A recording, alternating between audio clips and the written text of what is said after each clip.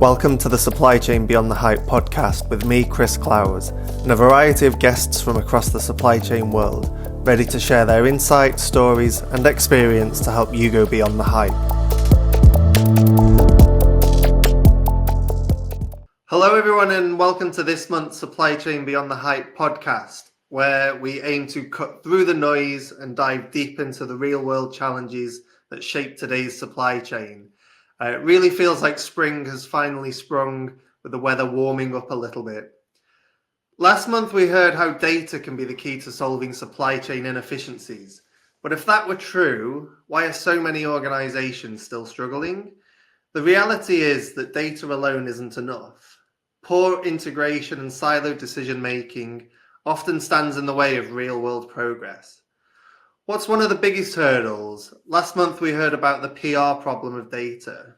Employees don't fully trust or understand how to use it. Analytics are overly complex or irrelevant, and they don't match, or the results don't match their gut instinct. I can do this better.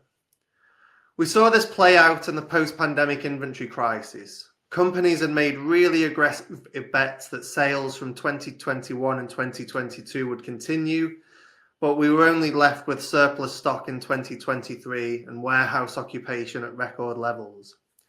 It wasn't a lack of data that led to this problem, but a failure to integrate insight across the supply chain, finance, and sales teams. If businesses want to truly become data-driven, they need more than just cutting-edge technology. They need alignment, breaking down the silos, and ensuring that all teams work from a shared data set is key to making better, faster, and more resilient decisions. And that brings us on to today's discussion. Have we been forecasting wrong? Can demand-driven materials requirement planning, DDMRP, reshape supply chain planning? Is it the answer to overcoming these long-standing challenges, or just another method in a now already crowded space? I'm delighted to introduce today's guests. We have Tim Allen, VP of Sales and Business Development at B2Wise, Olly Jones, DDMRP Process Manager at Oxford Nanopore Technologies, and Simon Eagle, who's a DDMRP expert and consultant. So as we jump in, let's understand the landscape a bit. I've worked in for supply chain for 20 odd years, and I must admit DDMRP is a relatively new concept to me.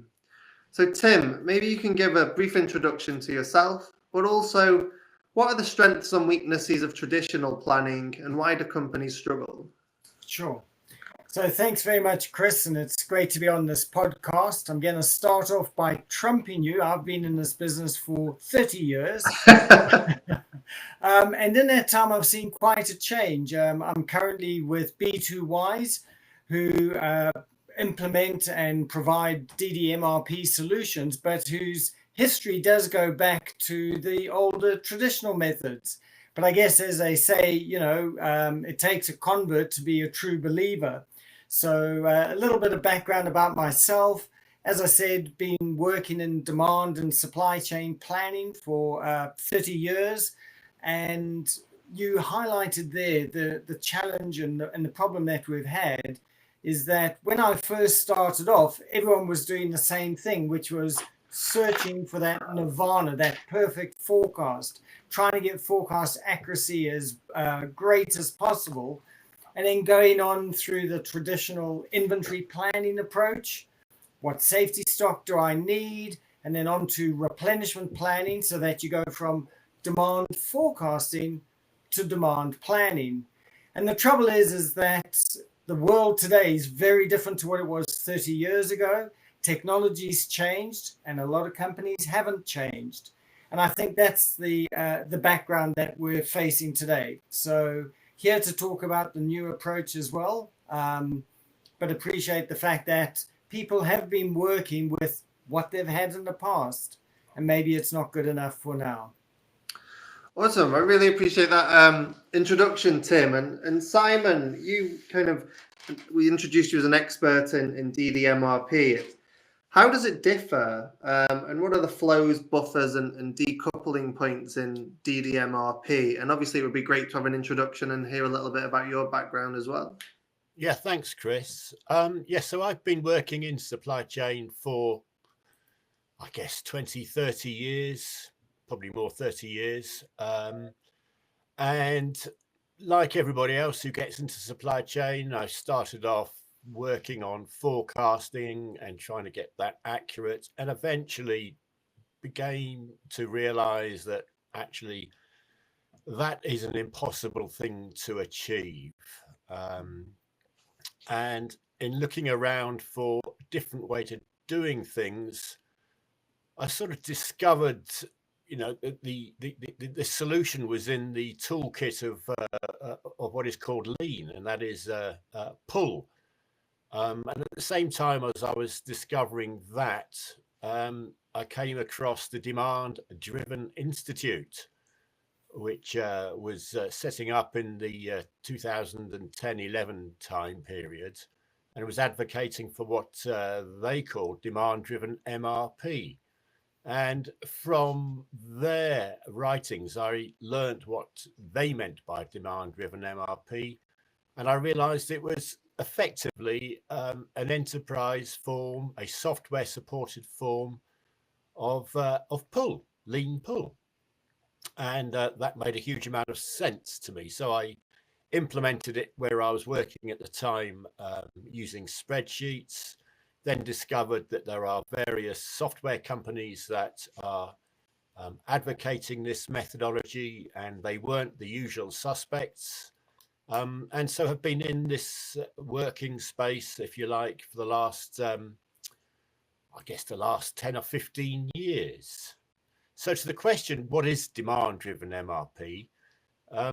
It's all about allowing materials to flow through the supply chain in line with demand.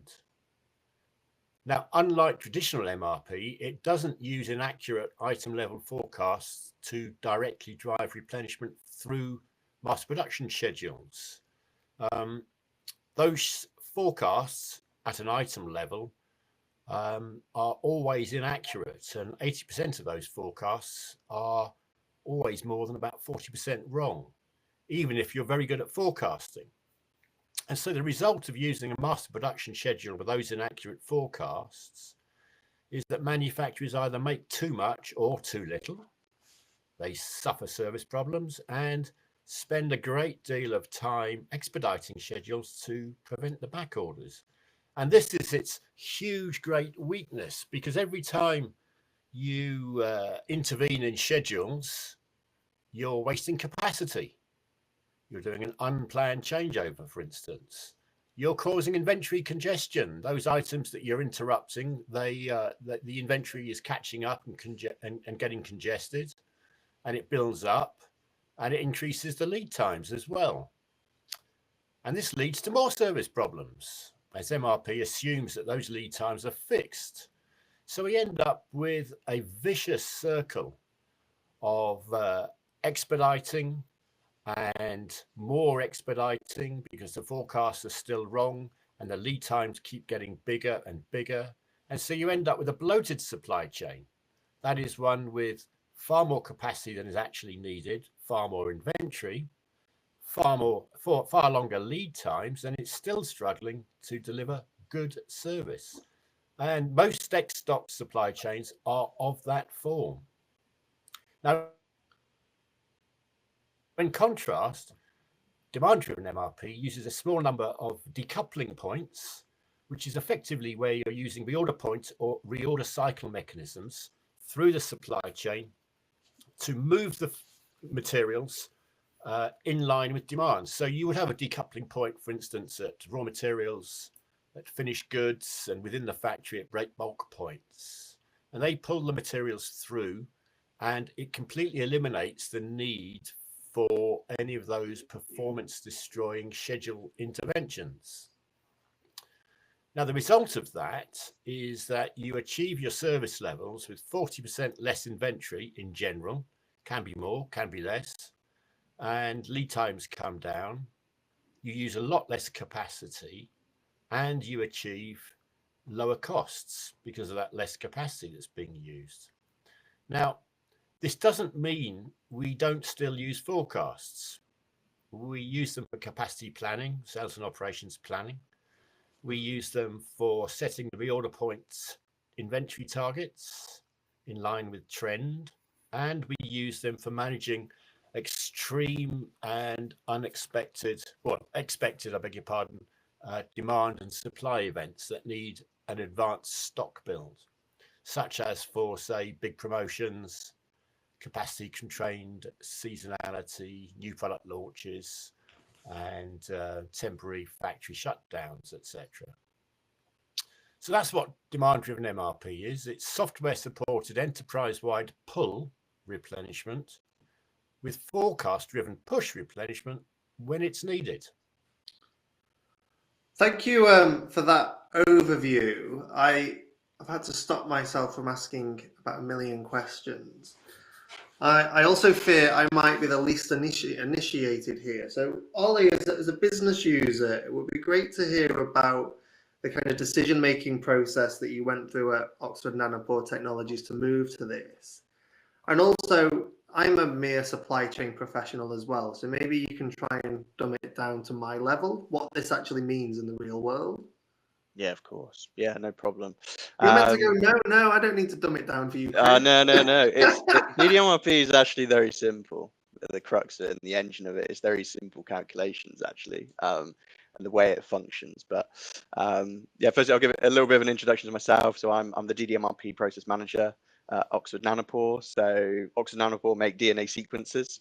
So every living thing has DNA. So we manufacture, got a novel and unique approach, and we can read the DNA, and that's what we do as a business. Implications are huge. So every living thing has DNA. So it's a really exciting business to be in. I sit in our supply chain operations function, our planning function, and my role is to sort of embed DDMRP in our planning processes. I've been at Nanopore for I think almost 5 years now.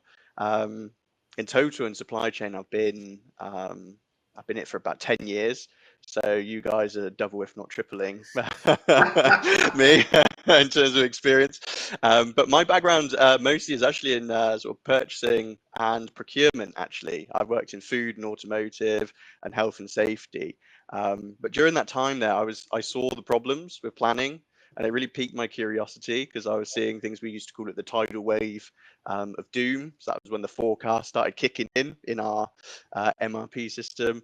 And also in another job, I created the plan for every part. So I was constantly updating safety stops and reorder points, and I was doing it in a cycle and never getting it right.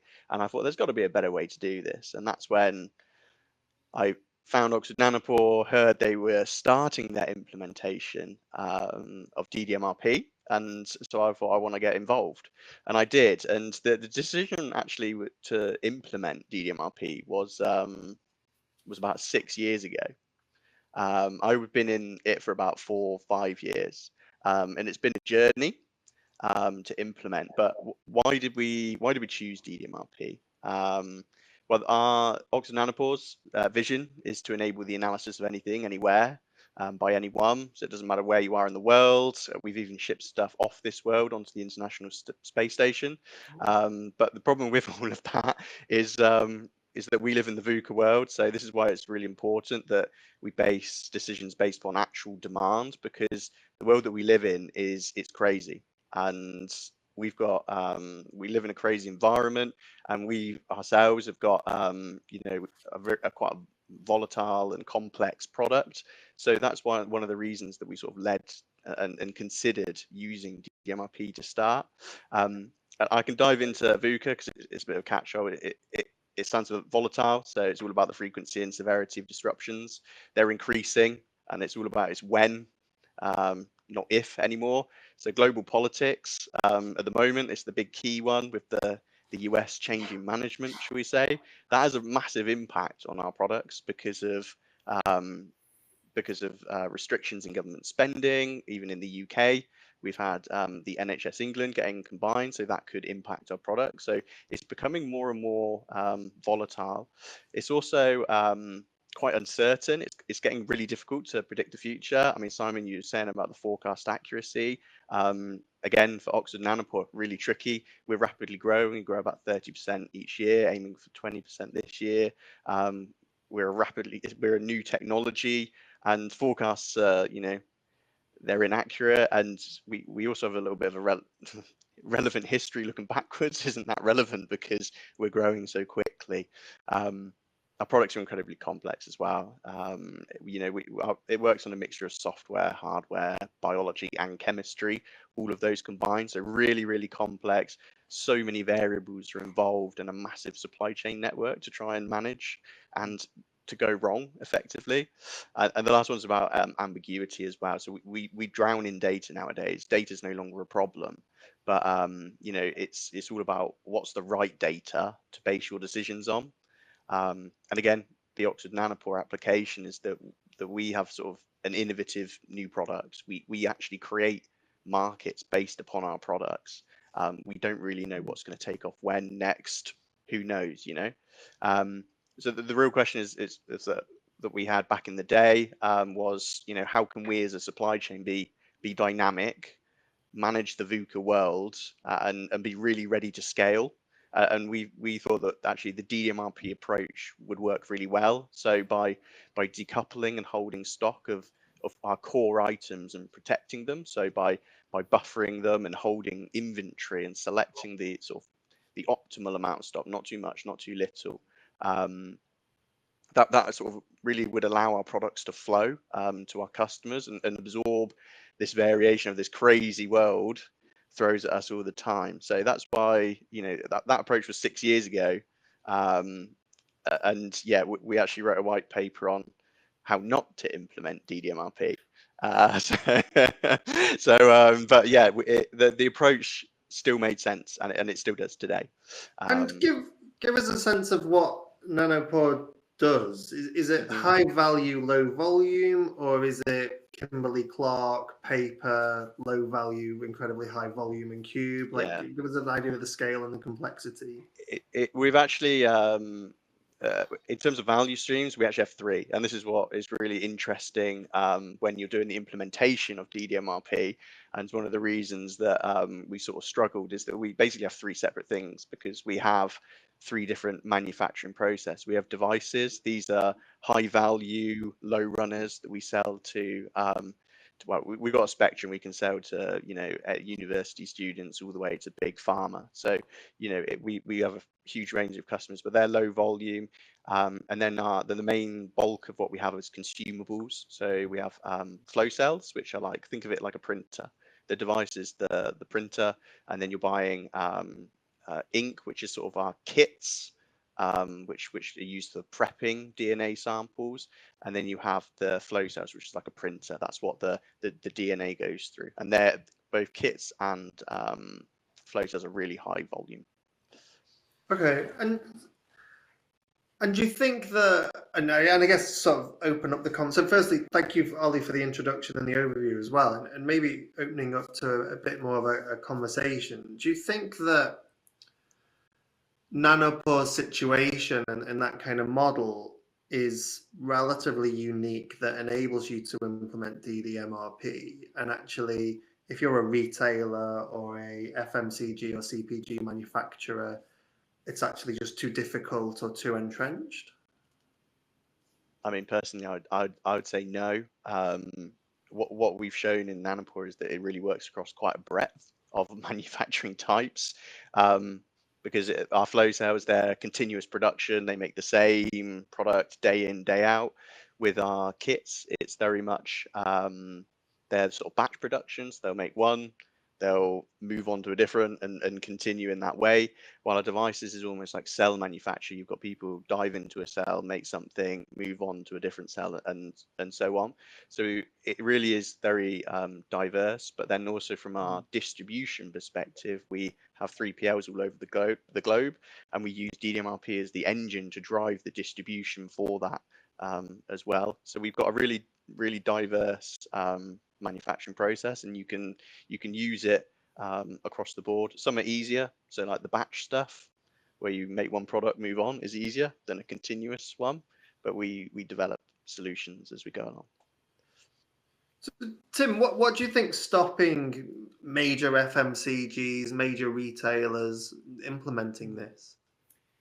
Yeah, I think a lot of people say they're going to stay with what they've got, it's potential resistance to change. The other thing is people are kind of scared of their data. I mean, on your previous podcast, you spoke about data and how important that is. And I think for some people to say, oh, why should we take on another system? We've already got loads of data. It's in our ERP. The ERP has a module called replenishment or supply chain planning. Let's just do it with that and let's just work around it. And that's part of the problem, the resistance to change and the temptation to put things into Excel. It's forever there. And yeah, it needs a change agent, somebody to say, you know, as Olly said, the world has changed. It's a VUCA world. We need to do something different because the challenges of today are not what we had in the past.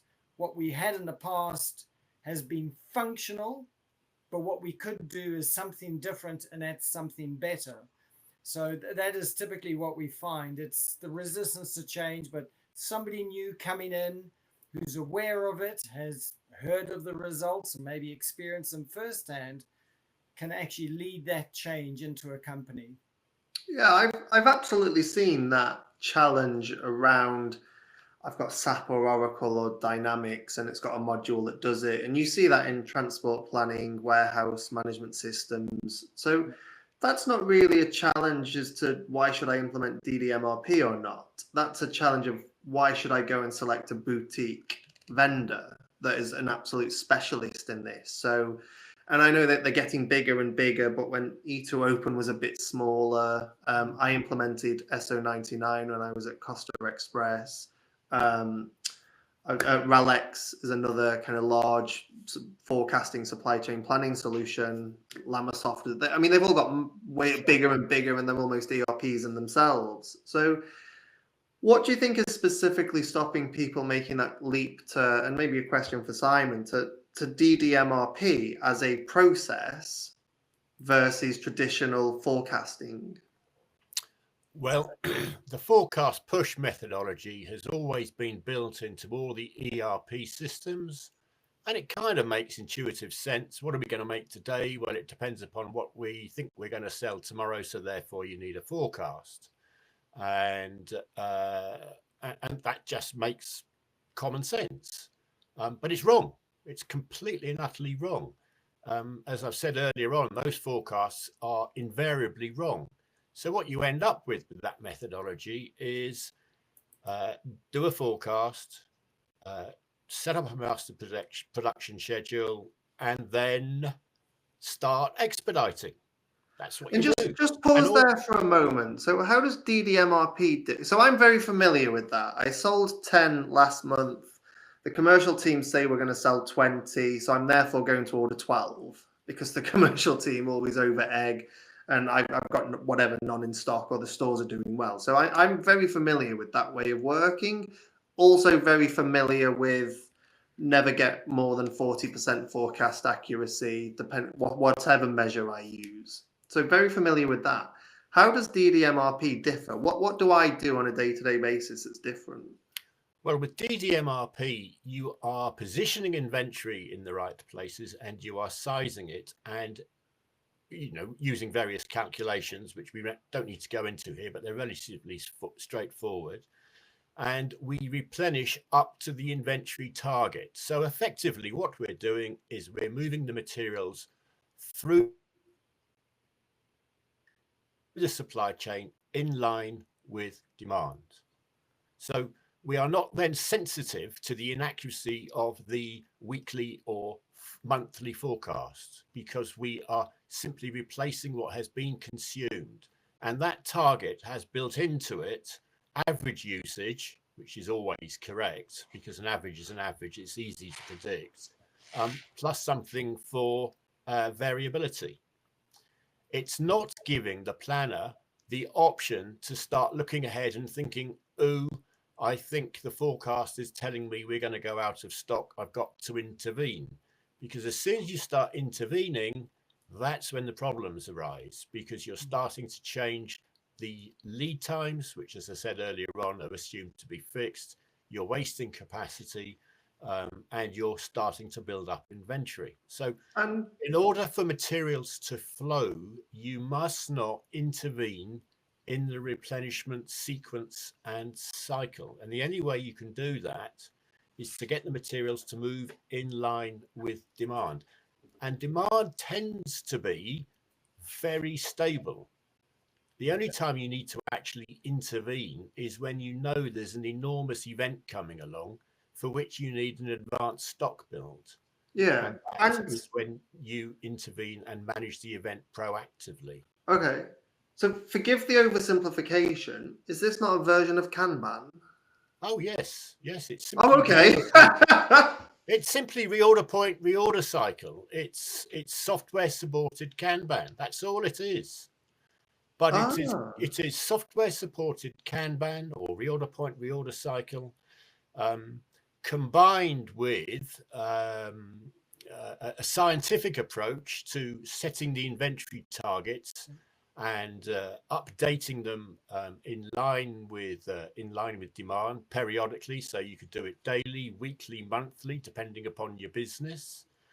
It also gives you the opportunity to look forward and to do those advanced stock builds and overlay those push events, which I've alluded to. And it also combines through the software the use of the forecast for capacity planning, sales and operations planning, all in one piece of software. So it's giving you everything that you have with your traditional ERP system, albeit you're using the right methodology, that is pull with push when you need it. Okay. And the result, I mean, the result is, as I said earlier on, achievement of those service levels, much less inventory, using a great deal less capacity because you're not intervening. You stop having to do that. We'll come back to that as we look towards the future in a sec.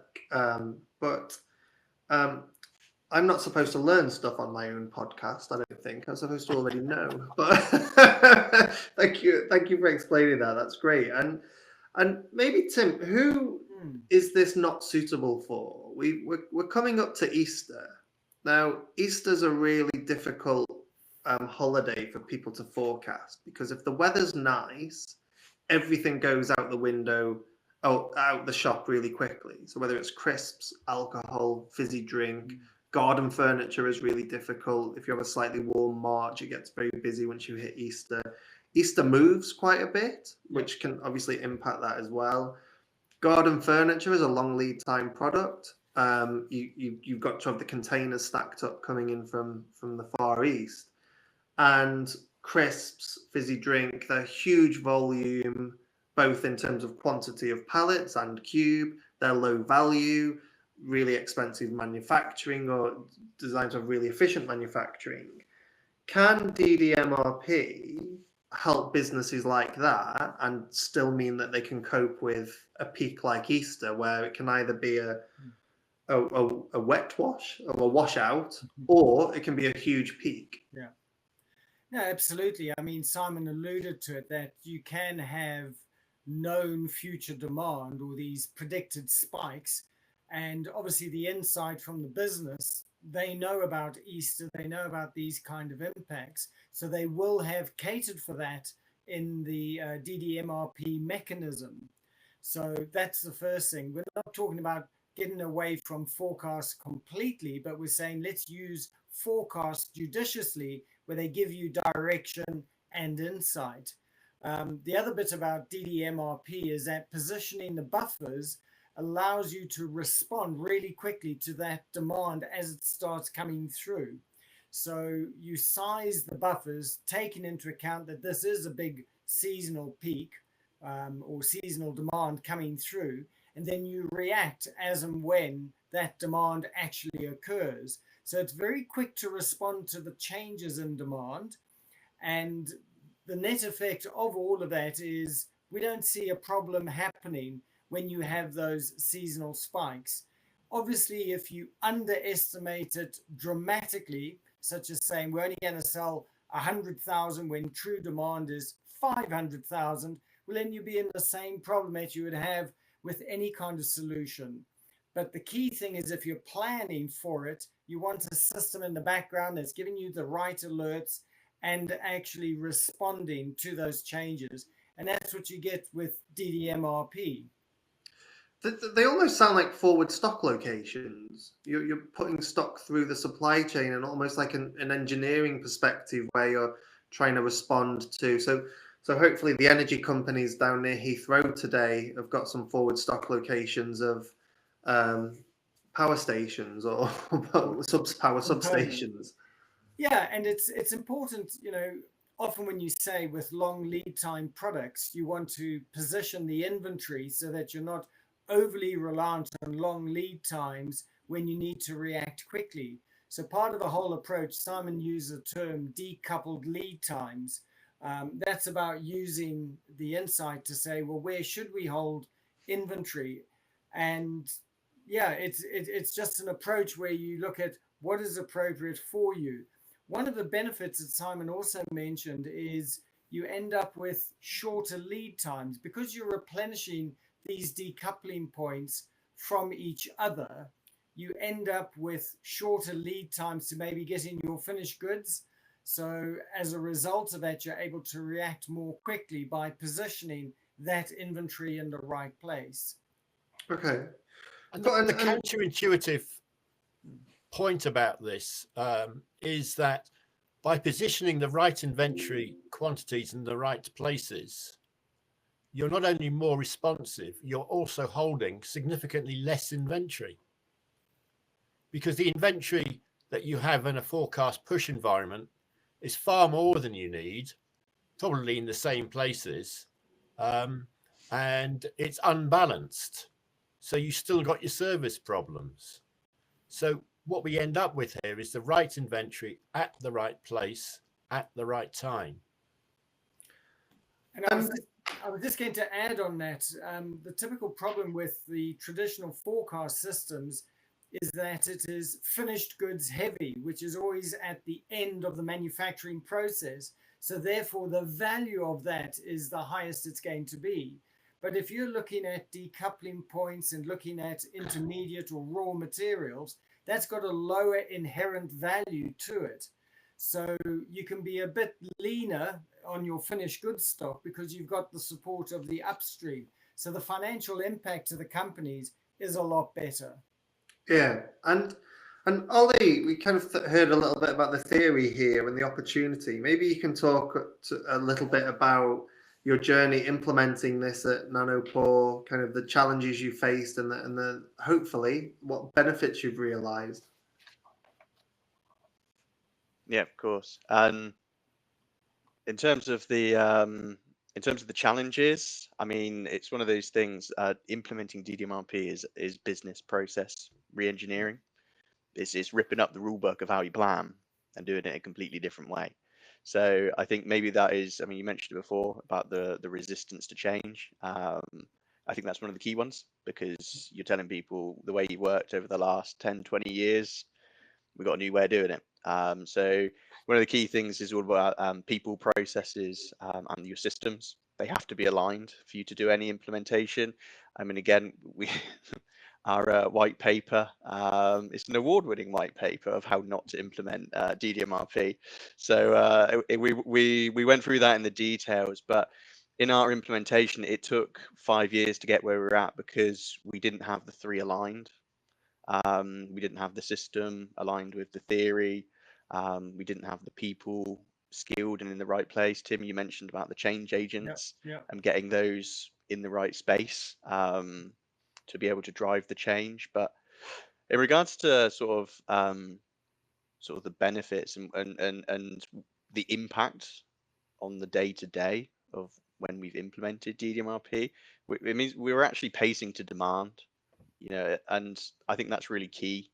Instead of using the forecast to drive us, we're using our buffer positions that we size based upon, looking backwards or looking at the forecast, depending on what is all about that relevant information. What's relevant? Is it the forecast that's relevant, or is it backwards, or a blend between the two? You can hedge your bets. You can get 50% accuracy. You can look at a blend. But yeah, so that was one of the one of the key things that we do And at the end of the day, DDMRP is actually a supply chain sort of planning tool.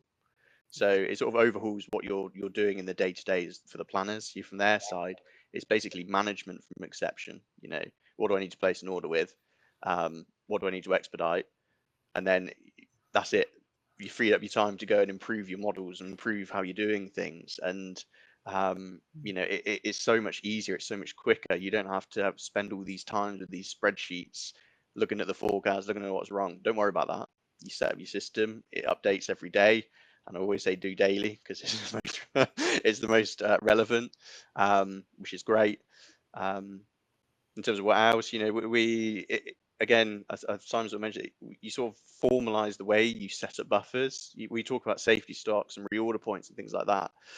They're very much calculated by your planners, and they'll work out what's best based upon certain scenarios and things like that. But if you're using DDMRP, there's a set calculation. You can set your variability factors, and lead times are fixed. Usage is, you have the flexibility to look backwards, forwards, blended, but it's relatively fixed. And you can play with these things, and everyone has an understanding of how it works. You also get a really good common understanding across within supply chain of how everything works, and that expands throughout not just, you know, your supply chain team, but throughout the business. And you can start to talk a common language around DDMRP. You talk about the colors, red, yellow, and green. The buffers are well, they're set up so that you've got different zones.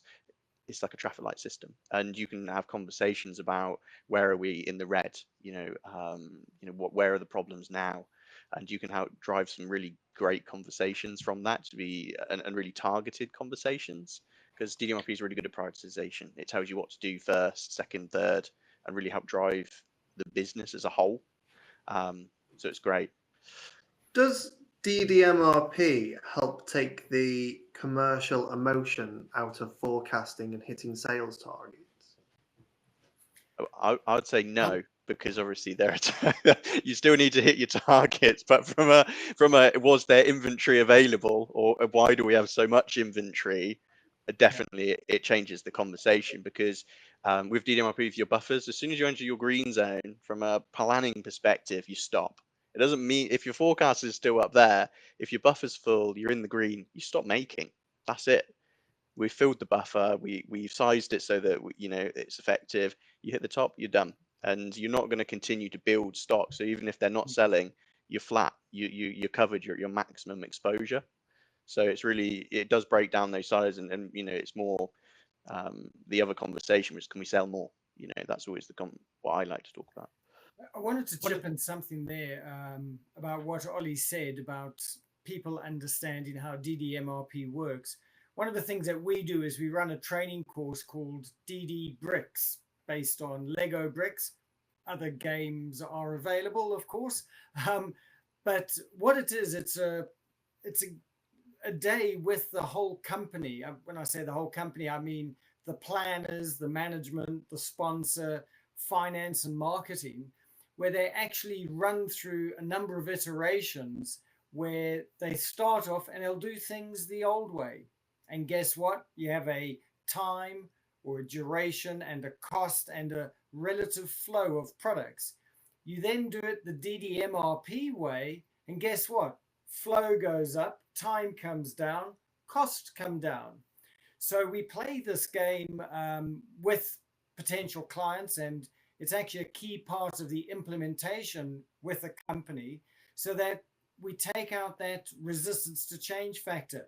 People play this in a fun environment, and they see, wow, actually, you know, competing as a team, the team that follows the DDMRP approach, they actually do better.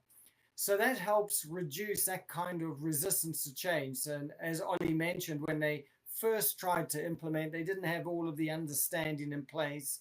You didn't have the change agent there. So that's really important. And then the other thing about his red and yellow and green. One of our clients is in the clothing business, and they have distribution branches around the country. And on a regular basis, they will have their store managers say, I've got inventory, but I want more. And they say, you're in the green zone. The moment you go below the green zone, we'll get more stock to you and get you up. But you've got enough. And this is where clothing sells in eaches. It's not like trying to sell cartons worth of cold drink or something like that. And now the whole company understands, if I'm in the green, I'm not going to order anymore. And when I go below, the system will send me more. And speaking to the supply chain manager in that company, he said it's really great that people now say, oh, I'm in the green. And you'll hear these conversations. How are things going? Well, we're in the green on this, but this other one's in the orange. Well, guess which one you're going to focus on? When a big purple hotel brand first introduced centralized dynamic pricing, the hotel managers a couple of days before the kind of the due date it would keep it lower, the occupancy, and it would keep the price higher. So the hotel managers were, look, I don't trust this. I want my hotel to be fuller. I want to see more bookings. But obviously their share price is very good. They're doing very well. It's worked out well for them. So it's amazing that centralization can and often works. Simon, I don't know if you wanted to add anything.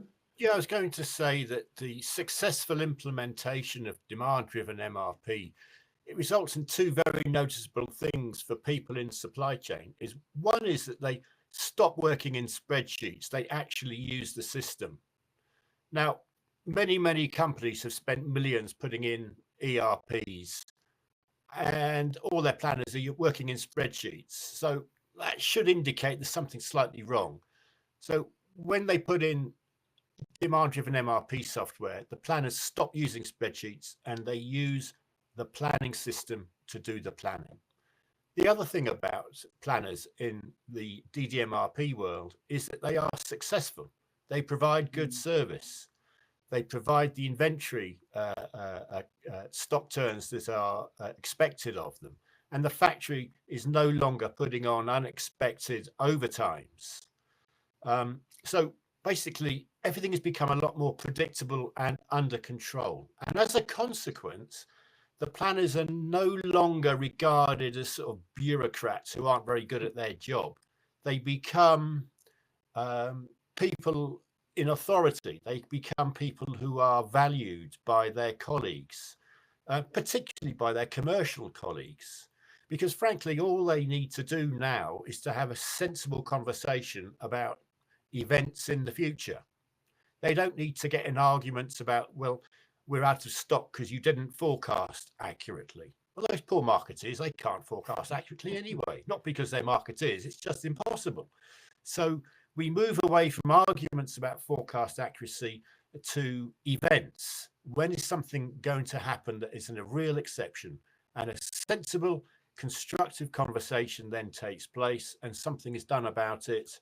And either they don't sell anything because they've, marketing has been a little bit too optimistic, in which case there's an excessive inventory, but we all know why that's happened and it's been minuted, or the promotion is met. So the supply chain starts to become far more valued and strategic and valued. And that can only be good for those that work in it. At the moment, they spend all their time working in spreadsheets and expediting, and that's not a very good career path. I just want to pick up on it. Simon's made an excellent point. He spoke earlier, he mentioned the Demand-Driven Institute.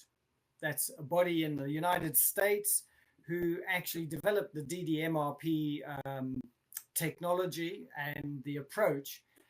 But they also offer certification, demand-driven planner, demand-driven distribution planner. And that is education which is examined. And as a result, people can get a certification. So when we do an implementation, we start off and we say, we need everyone to do DD bricks to understand how it works. The inventory planners should also take that formal course from the Demand-Driven Institute and take the certification. That gives them and their management confidence that they've understood how DDMRP works. And as a result, it becomes a profession. Demand-driven MRP, the demand-driven way, etc.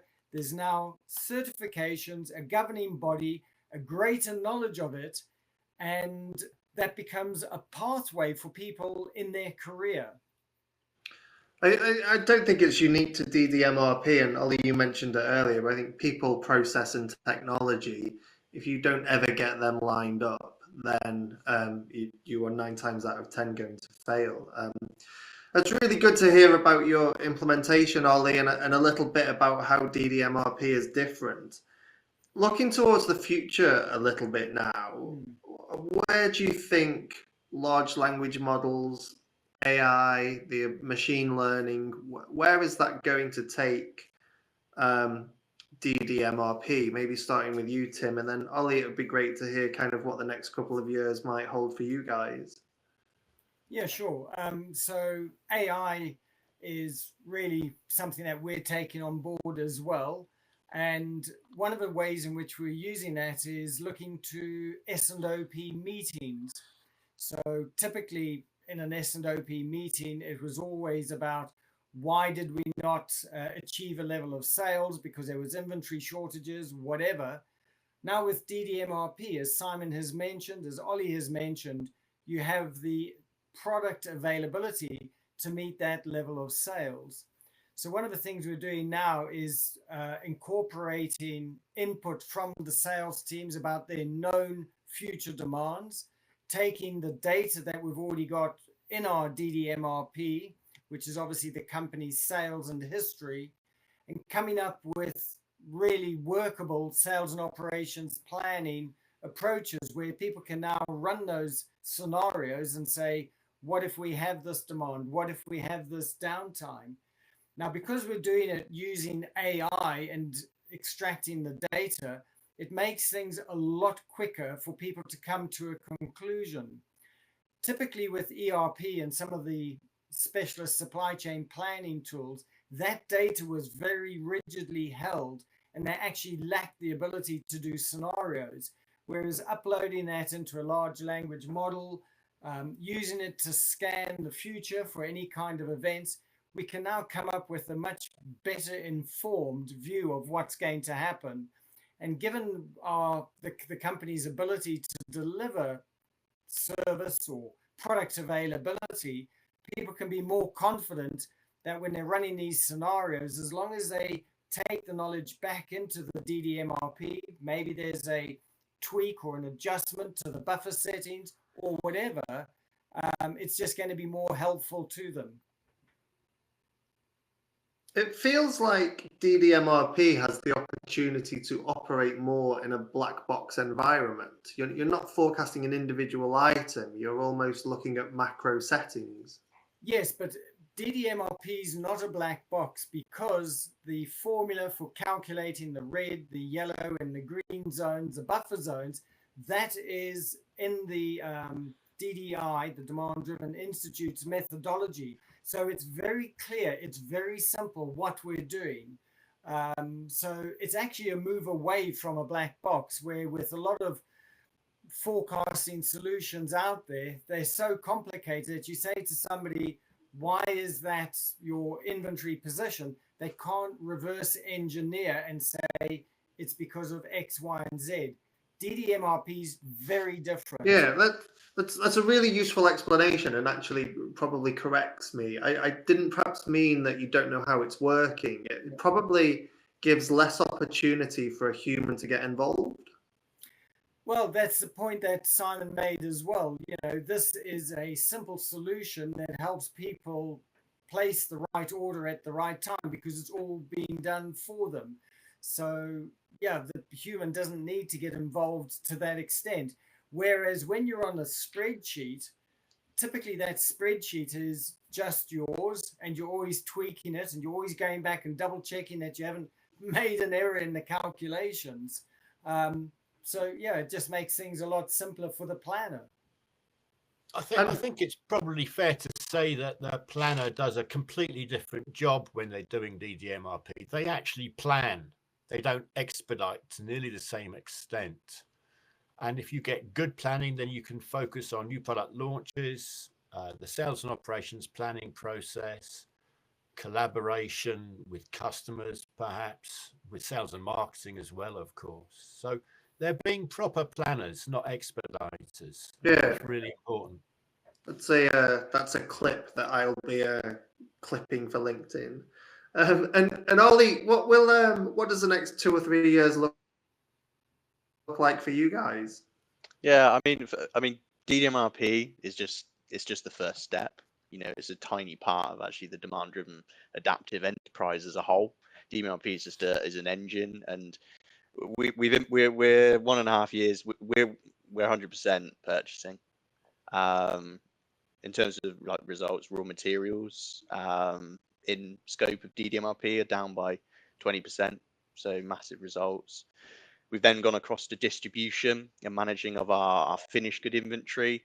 And again, I think for like devices, for example, and you know, we're talking about lead times and compressing them, things like that, we managed to drop our device inventory by 47%. So massive from that side of things. But now we're in production. This is an area that we're still developing it, and we're still working on that. We schedule very high level in terms of what we need as finished goods, but we're trying to dive into our bombs a little bit more, and trying to improve the decoupling throughout that. So that's what we're sort of working on. But as the main thing, we're actually building a formal sales and operation execution process. So it's that end-to-end, kind of get that collaboration. But we've got the DDMRP system as the driver of the execution messages. So that execution piece of S&OE, it's all about how that can drive the business and the messages and the priorities and things like that. We're also working on building that sort of the demand-driven sales and operation piece, that DDS&OP, which is sort of that bit that sits in the middle. You've got your execution of the DDMRP system over here. You've got your S&OE over here. It's that little bit in the middle. It's like the tactical configuration. We call it like a control panel, and you're fiddling with little bits and pieces to optimize your DDMRP model from the feedback you're getting from S&O, the S&OP. But also it comes both ways. And you know, this we're saying about, you know, is there much touch points for the planners? Well, yes and no. No, if the model's working really well, but yes, if you suddenly get all these exceptions, and we've got lots of different reports that will flag up where items are trending in red, or we've had back orders, or we've been trending, you know, overstocked too much, and we should be looking to reduce the inventory. So you get all of these different metrics, and you can interpret them and start pulling the levers to improve your model. I'm interested in AI because I'm always interested in those things.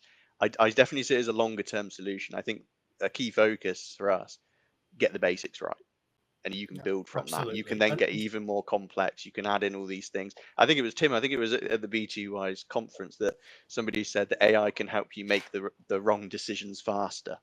So that's what that's sort of stuck with me. I'm a big fan of AI, but I love that. I think so Sainsbury's are on a journey at the moment where they're transforming their supply chain, and they've spent 2 years getting their master data correct before they start looking. And I think they've partnered with Blue Yonder. So I think they recognise that you have to get that data right. And it reminds me of a conversation I had with someone that worked with probably the world's biggest food manufacturer, that when they implemented Lean, the CEO said this isn't going to deliver anything for the next 10 years. This is about a cultural change in the entire organization. And actually, it sounds like this is that you can't implement this in 1 or 2 years. This is a genuine step change. I don't agree with that. I think you could go quick. You've got the process systems and people, you can go quick. Data clearing, you can see the issues in the exceptions. So if you can go quick with this because you can see the issues very clearly. You can parallel run it in. Yeah, we took a while because we didn't have those 3 aligned. But if you get those 3 aligned, you can go quick. Maybe that's what takes the time. It's not the implementation. It's getting the alignment. I would suggest that this supply chain vice president of a big food manufacturing company has perhaps not quite understood what he could do with Lean. One of the biggest barriers to successful Lean is the fact that so many companies think they've implemented lean, but they're still replenishing using ERP or APS. They're not doing pull. And what DDMRP is software supported pull replenishment from end to end. Yeah.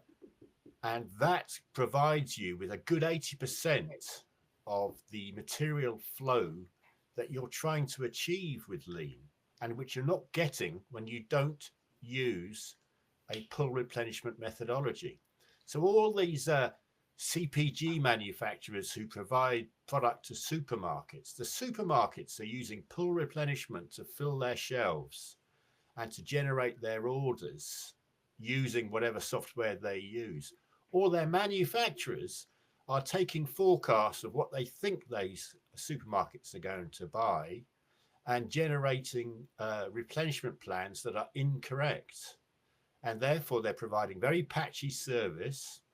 They're carrying far more inventory than they need. And they're also carrying a lot more cost than they need. So if they went to pull as part of their lean implementation through piece of software, they would get that.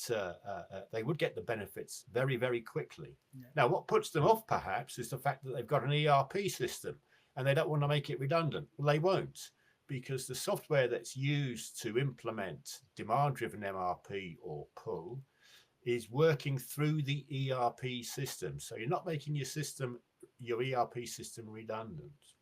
Yeah. These guys are also wanting to use AI because, it's on the horizon. Well, of course, AI can be applied to demand-driven MRP, and it has got a role, and it will work. But at least you're applying this AI to the right replenishment methodology. As Olly said, and has been said quite a few times, if you apply AI to the wrong replenishment methodology, you're just going to get bad results a lot quicker. It's the first time I've heard that, and that's brilliant. Well, we're fast approaching the top of the hour, so I really appreciate the time from all three of you, and it'd be great to kind of finish with, if you were sat in front of the supply chain director of a big manufacturer, from each of you, what's the kind of one thing that you'd ask them to take away in 30 seconds? Maybe start with you, Tim. Yeah, I would just say to them, are you happy with your supply chain's performance given what you've already done with it? And what would it mean to you if it could just do something better? What would that be? And I think most of them would come back and say, we'd want better availability and lower overall cost, because there's always cost pressures. And that's exactly what you get from the DDMRP approach. Well, we'd expect nothing more from the sales director with a great elevator pitch there. And Simon, what would your one takeaway be?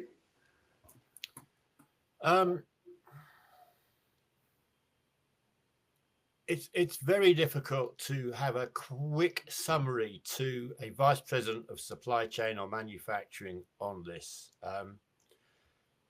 because it's so counterintuitive for them to understand. They've spent so many years coming up the wrong way with the wrong methodology that this paradigm shift is so difficult for them. They have been part of expenditure upon the wrong methodology for so long that it's somewhat embarrassing for them to admit that they've made that error. So I would be very happy to talk to a new vice president of supply chain who has come through learning about pull and demand-driven MRP on the way up, and are now searching for the right piece of software. That's the sort of person I would want to talk to. Trying to talk to somebody who's a dyed-in-the-wool ERP forecast push person, very, very difficult. And we're really waiting for the guys lower down in the business to get promoted. And that probably brings us nicely onto Olly, just 10 years into his supply chain journey. What would kind of if you were talking to that person, what would your kind of one piece of advice be? Well, I'll just ask a simple question: is, do you actually understand how you plan? Because I've spoken with a few different companies, And they'll either be going, oh, Excel, or we do use the MRP system. And I go, well, who sets up the reorder points, the safety points? And the plan will just go, me. And there's a complete lack of visibility in terms of how things are set up. So, and how it actually functions and operates. So that's what I would say is, how do you actually do it? And is there a better way? Because I've seen, I'm a convert. I've seen the benefits. We've implemented it, and yeah, for me it's transformational. We say about supply chains being invisible. You can become really visible with DDMRP, and it certainly helped me. Well, brilliant. I was going to say, for those skeptics, just come and play the DD Bricks game, and you'll see it. You'll have to invite them around for Christmas Monopoly, but DD Bricks instead. Well, I really appreciate all of your time. Thank you for joining. The last 3 months of the Supply Chain Beyond the Hype podcast have focused on technology and innovation and a lot of the hype that's behind that, and trying to find out where it really might make a difference. The next 3 are going to change pace and look at people in the supply chain, looking at how we attract and retain talent, how do we increase diversity in the supply chain, and what the future workforce might look like in 10, 20, 30 years' time. So I hope you've enjoyed listening to today's podcast. And if you have, please do subscribe so you get automatic notifications for future ones. And thank you all 3 very much. Thanks for listening to Supply Chain Beyond the Hype. Don't forget to subscribe to the podcast and get notified when new episodes are released.